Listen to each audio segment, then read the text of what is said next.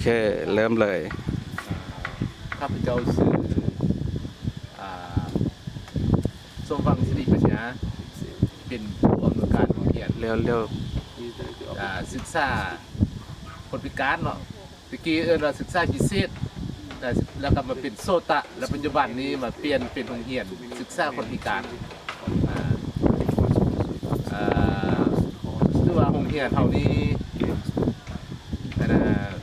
มีนักเรียนทั้งหมดปีนี้ที่ว่ามีอยู่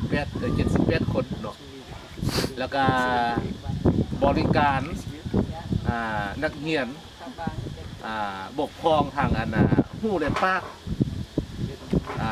ทางเรื่องของเราเนาะนั่นคือว่าเรารับผิดชอบเล่นแก้วทางเรื่องของเราได้เอามาเรียนอยู่โรงเรียนเท่านี้แล้วก็อยู่โรงเรียนเท่านี้มีการลงมือนำความส่วนมูลนิธิเป็นอาชีพเนาะการลงมือแล้วก็สมทบกับหลักของพวกเขา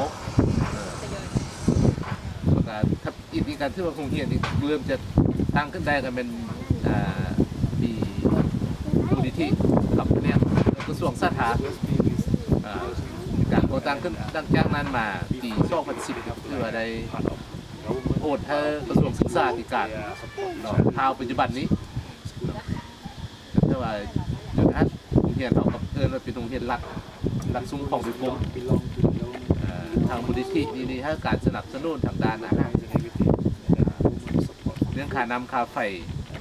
อย่างเป็นทางภาครัฐรับผิดชอบแล้วก็นอกจากมูลนิธิแล้วก็ยังมีส่วนอื่นเจ้าบุญที่มาให้การสนับสนุนช่วยเหลือ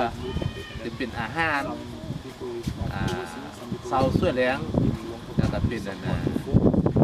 เครื่องสร้างอุปกรณ์การเรียนแล้วก็อุปกรณ์กีฬา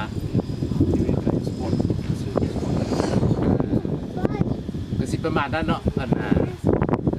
โรงเรียนพวกเขานี่แล้วโรงเรียนของพวกเขานี่ตามภาครัฐนี่ให้คนสำคัญมากกว่าเป็นโรงเรียนคนพิการ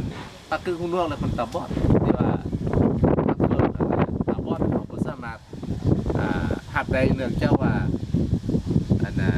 อำนวยความสะดวกทางด้านพื้นฐานของล่างบนทัดได้ดีไปแล้วเนาะจะเป็นห้องน้ำมันจะเป็นห้องเทียนจะเป็นห่าวต่างๆเขาอย่างคนไรสามารถร่วมเจ้าไรฉะนั้นทางการก็สามารถขับคนที่ตาบอดได้จึงขับทั้งหมดปกครองทางผู้หรือป้างนี่ได้แต่ก็พ่อให้ข้อมูลคร่าวๆขึ้นในนั้นเนาะเดี๋ยวขอ